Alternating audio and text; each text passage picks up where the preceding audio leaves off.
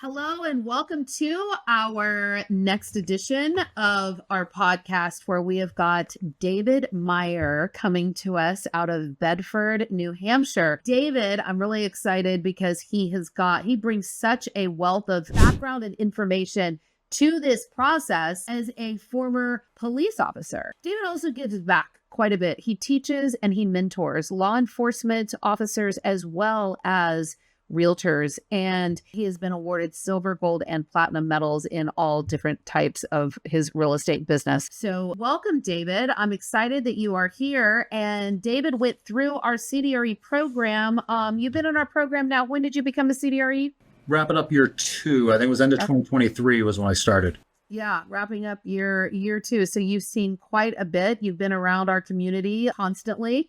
And you have always got great wisdom and nuggets to add, as well as some interesting challenges that you have come across. So tell us a little bit, David, about what your business was like before you became a CDRE and what really inspired you to do this kind of work. Yeah. So when I started, I got my license March of 2020. And then just started getting set up at Keller Williams, still full-time police at the time. And me and one of my colleagues that we now formed our current team, we're like, this is great. Everything's awesome. And then lockdowns happened. Real estate got put on pause because all the police departments at the time were like, we have no idea what's going on. All hands on deck. And everyone was put on standby for a while. So once that settled down a little bit, I started picking up the momentum on the business side and, kind of like everyone else got put into the machine, and you need to go out and door knock and do your pop-bys and have your little, cutesy realtor posts and all this stuff. And I did it all. I tried everything, can't knock it till you try it. And first year was a little slow, and then second year started to pick up, and then every year after that's been kind of eclipsing since then. But I kind of picked up early on one of my pet peeves of the industry in general is the amount of incompetence and just no understanding of anything involved in the sales, and kind of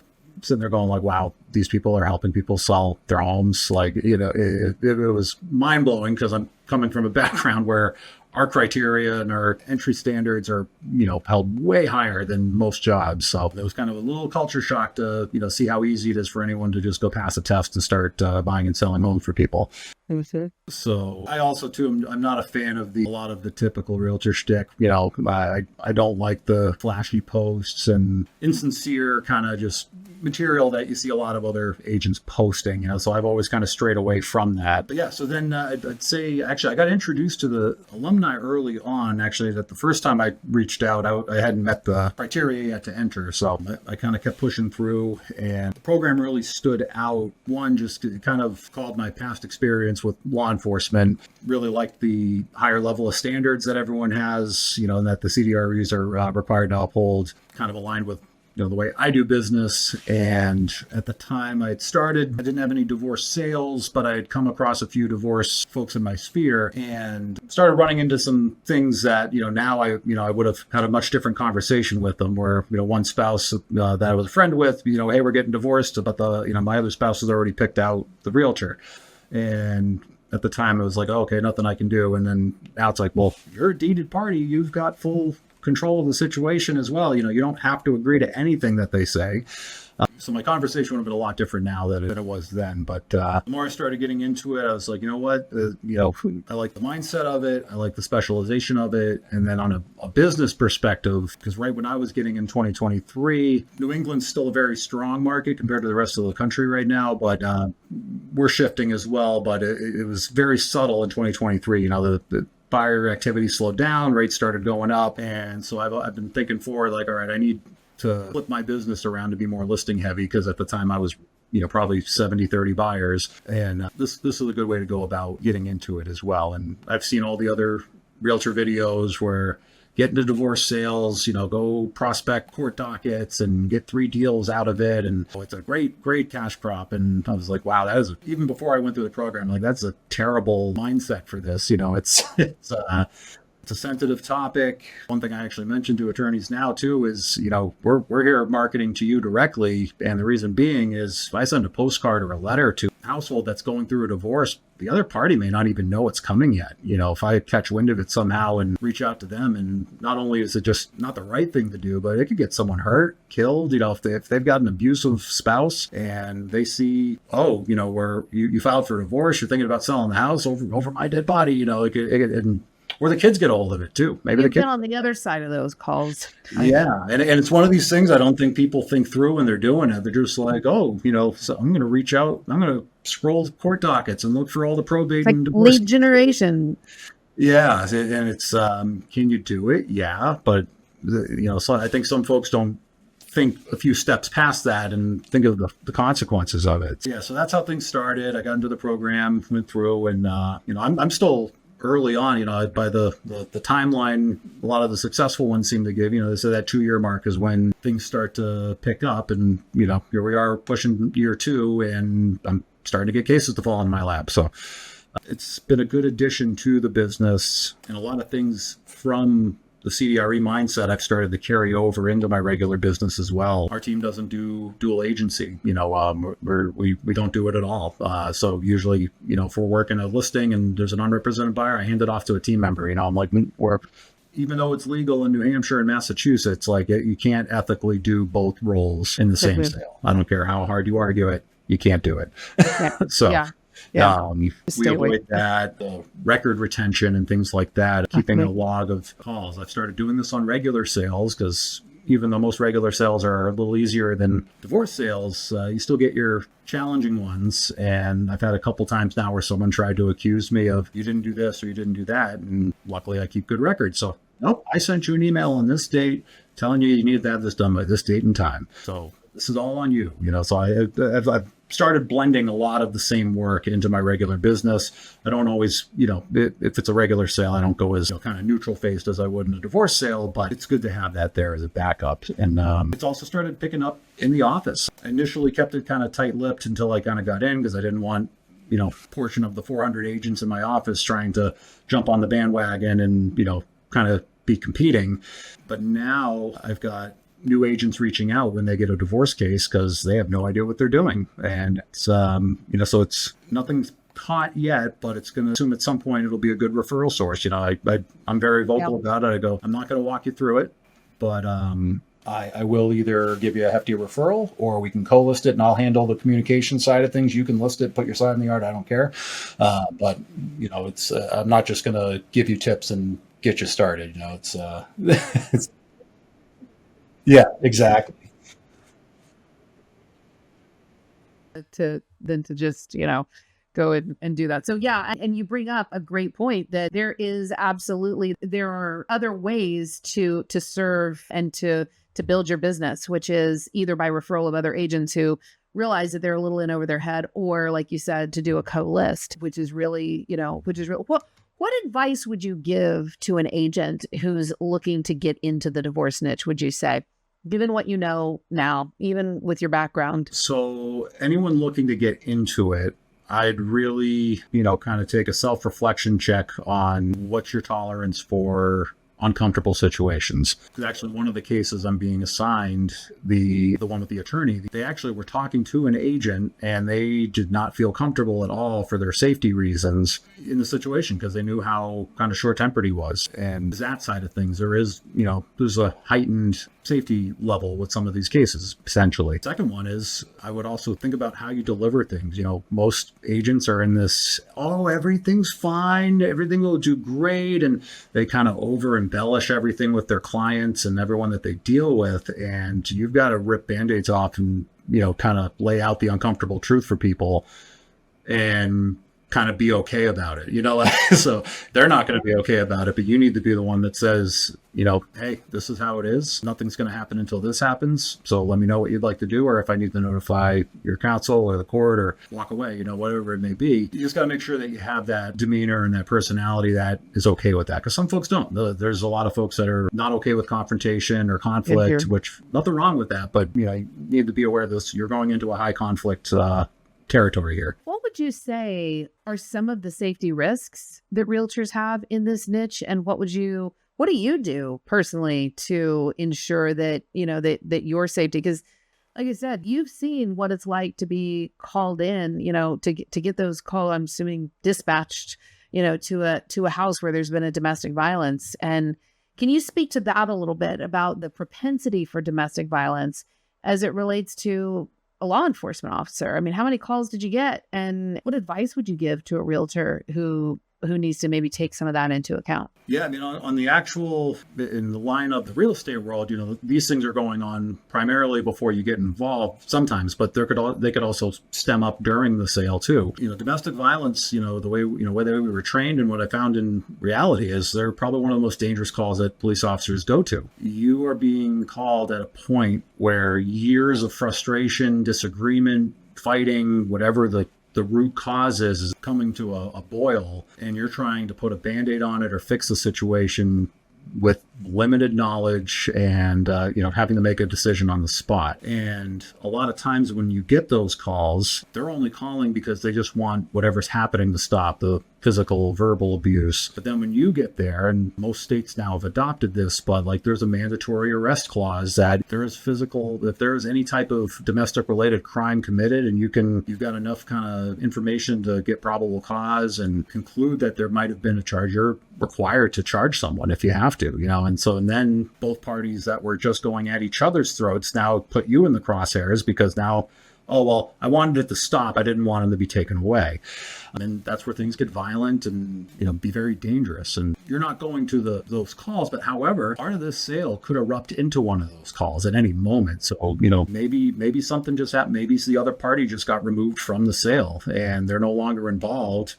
And they show up at your open house and, start causing problems or start getting very aggressive with the other spouse and needing to know what paths to take, what options the spouse has. We obviously aren't attorneys. We can't give legal advice, but, I have a very intimate knowledge of, hey, this person's doing this, or they just violated the restraining order. Great. You need to call wherever the department is that you're at and report it, and they'll take care of it. Knowing where to pivot. Also understanding, and actually this is one of my selling points to attorneys. Do you actually understand what a restraining order, what is involved with a no contact order? Again, New Hampshire, Massachusetts, third party contact is a violation of a restraining order. And if you're working between these two parties and you're not careful about how you convey a message, so if you were just talking to spouse one and you turn around and go, hey, spouse one just wanted me to ask you whatever the message may be, you've now just violated their restraining order and are going to get them sent to jail if the other person reports it. So knowing how to handle that and navigate that without violating the restraining order, but also,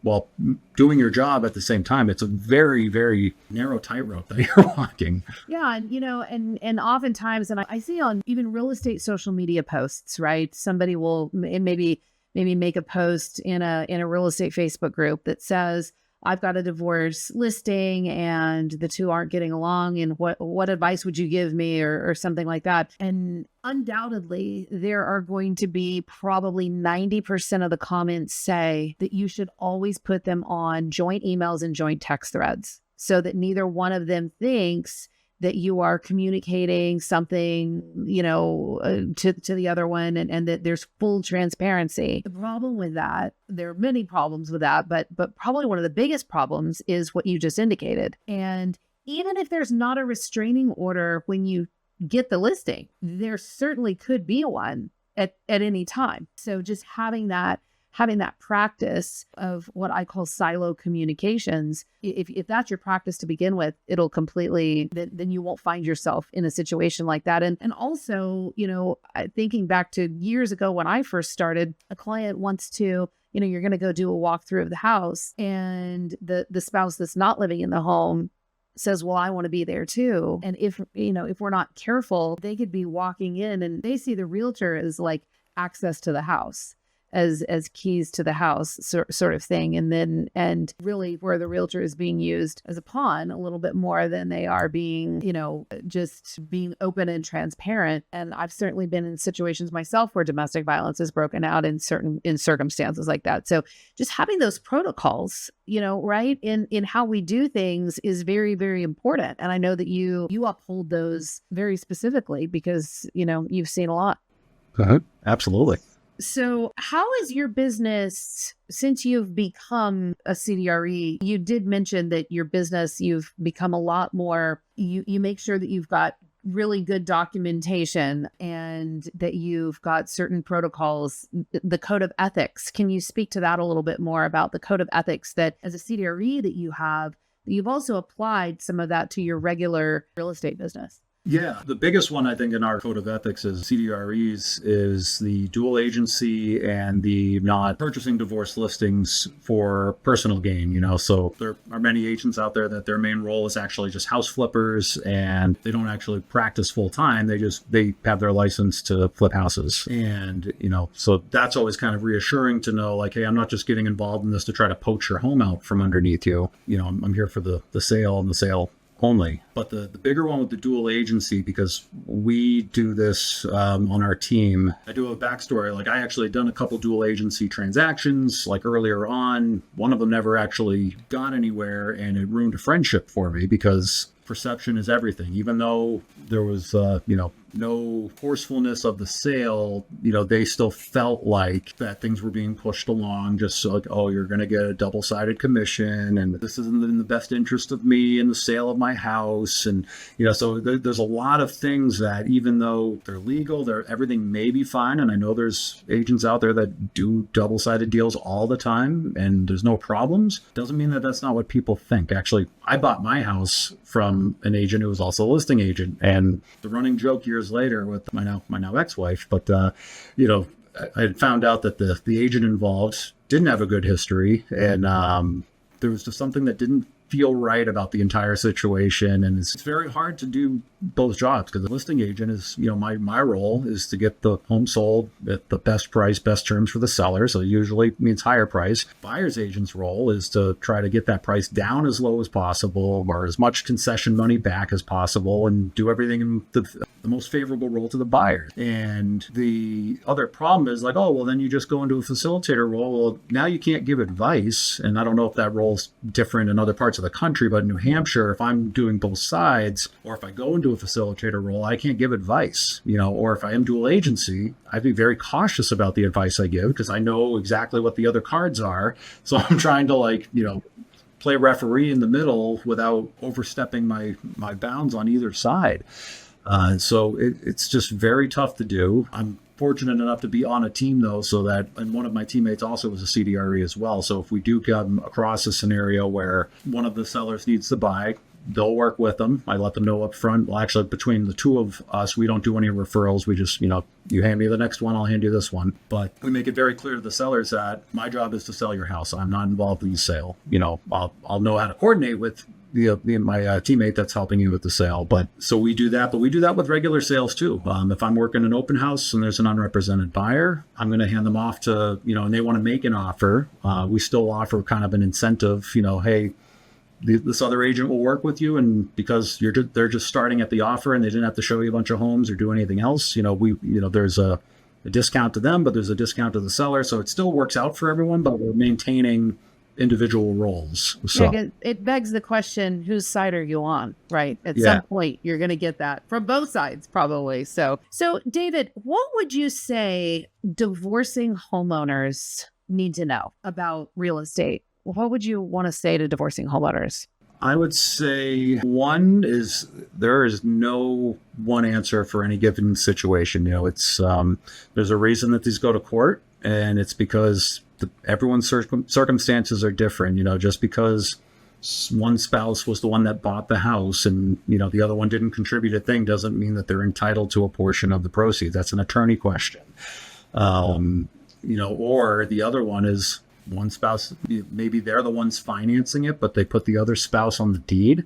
Doesn't mean that they're the ones that are going to get the house. That the deed is a 50-50 split unless otherwise dictated. It's knowing those things. Hey, you're on the deed. You have an equitable interest in the sale of this home. You also have a say in everything that happens in the sale of this home because you're on the deed. Realtors can only take instruction and work with the deeded owners of the home. So knowing when to call an attorney or to get an attorney involved, that's the other big one. Is I know it's expensive. I've been divorced as well, and mine is completely, the smoothest one I've ever heard of. There was no fighting. Everything was in agreement, no issues.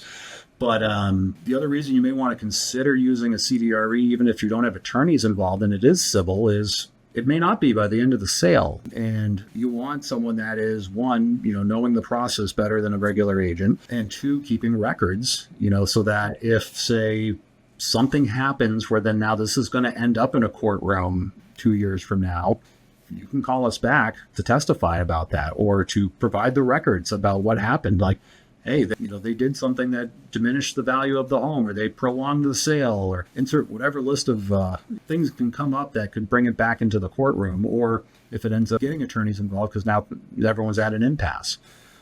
Working with someone that knows, hey, here are your options. You can either get an attorney involved or file a motion with the court. Here's what has to happen next, but since I don't have you to an agreement, we can't move forward. Knowing when to do that, that's the biggest thing is, and it can remove that bias between the two owners as well. The same thing we went over is, even though maybe they're going to work with one of the spouse's realtors tend to be a little more aligned with one, with a couple, maybe they're friends with the one and they just know the other spouse by when they help them get the house, so there might always be that kind of unconscious or subconscious, like, oh, they're helping them out. They're not helping me out. So call someone in that neither of you know, and it's not, it's going to just look at the household itself, not the individuals. Yeah, that's good. Really, really, really good advice. My next question for you is, what do you think that divorce attorneys need to know? And you've got an interesting case right now where it's a high conflict case. There were some interesting rulings that came out of that. And in this case, the husband is also an attorney. So tell us a little bit about that. And from that, as well as anything else in general, what are some learning points through that case for attorneys? And then what else do you think attorneys need to know? Yeah, so for that particular one, this was actually an attorney from an office I've been kind of nurturing, and it was at one of our lunch and learns and kind of did a gut check with me. You wanted to see if I would walk away, or the correct answer was like, well, let's talk about the case. And I have no problem walking away if I think it's going to be too much either. I'm not here to just take every case. I think that's part of the importance of our designation and the entry requirements is we're not agents that are out there so hungry for business that we're just going to take everything if it's outside of our wheelhouse or comfort zone, But with this particular one, married couple, one of the spouses is the only one on the deed and is also an attorney. So from what I was told, everyone that's been involved in this has been sued in the process. So I was just like, well, as long as you got my back on that side of things, I'm not too worried about it because I'm not doing anything that's going to be upheld in court. But they've been dragging the process out for so long now that eventually they filed a motion with the court to, hey, we need to get this house sold, and the other spouse, it's not a full 50-50, but there's probably, I'd say, a 60-40 split. They've got an equitable interest in the home. And so the judge ordered that the titled spouse was to sign a listing agreement within 72 hours. And if not, then they'd be removed and a special master would be assigned. And, as we expected, that didn't happen. But the problem was, and there's a couple kind of learning points for this case is, I explained, I go, for future reference, if you're doing that initial order, you need to also kind of coach the judge to say their order only allowed the non-titled spouse to select the realtor. That doesn't change the ability for me to work or take orders from them. So they could have even maybe skipped the special master part and signed everything over to the other spouse, potentially. But now we're waiting on another court date to have the special master assigned and to give decision-making abilities to the non-titled spouse. So, there's some things that maybe, they don't think about that could prolong the process. And the other perfect example with this one was they asked for a fair market valuation to get a rough price point on the home. And Actually, I offered one to them. They go, no, this is still months out. No reason to do that yet. And I had to remind them, I go, that's actually a good reason you should have one, because months from now, if the market tanks or go, and you need to start talking about a waste claim, now you have a reference point. You can say, hey, I looked at this back in March or wherever time period, and now 6 months later, maybe the whole housing market's, flipped upside down. Now you have an argument, because then you can say, yep, the estimated value based on market activity then was here, and now we're 50,000 less. There could be some grounds to move forward on that. So you just threw out two important terms, and I think need to be defined for those who are not familiar. What is a special master? Special master, I know they vary. The title changes from state to state. I think the Alyssa is the more common one.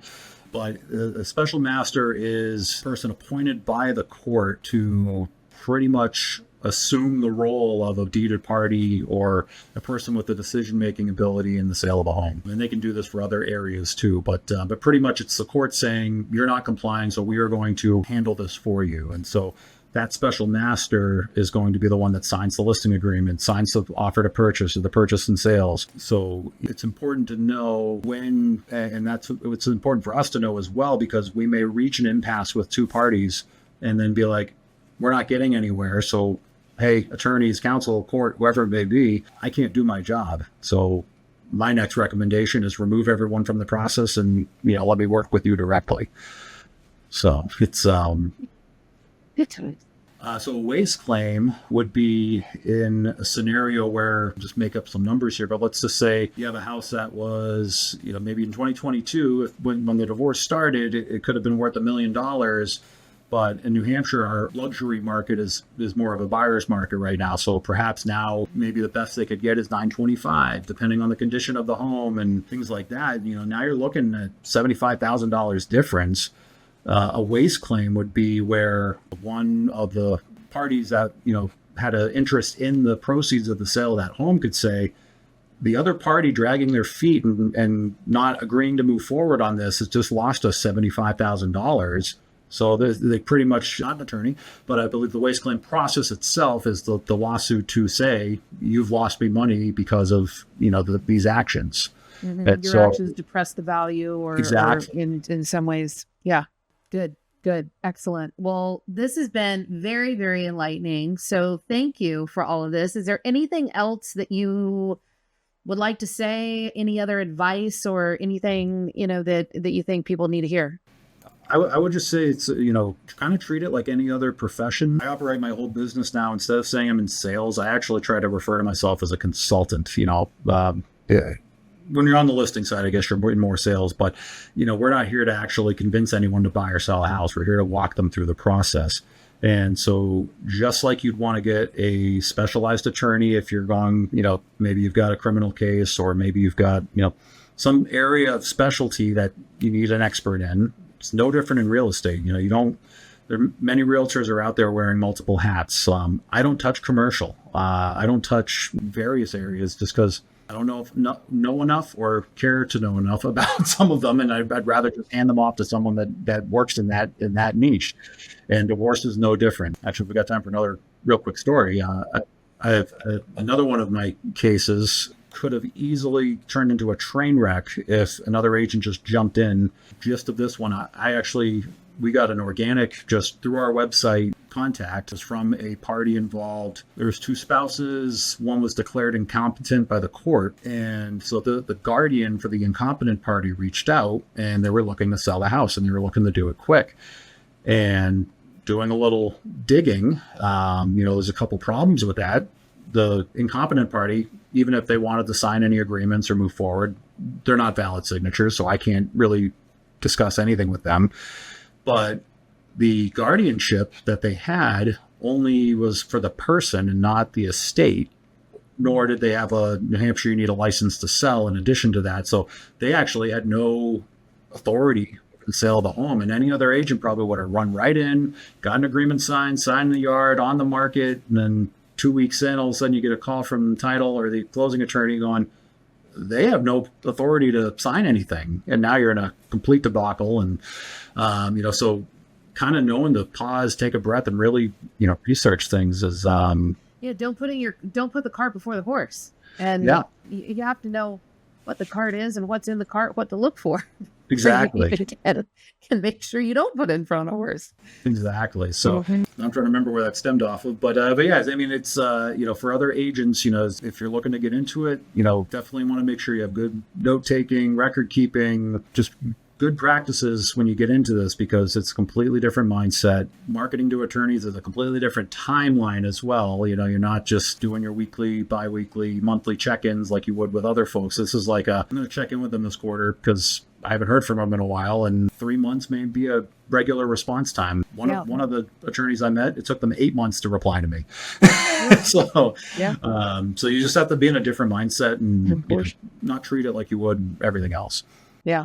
Yeah. And that's absolutely right. And it takes a long time to earn their trust and respect. So you certainly have. So thank you, David, for sharing everything that you did. And I'm honored and glad that you're part of our network. I'm So glad to thank be here, you. and thanks for having me.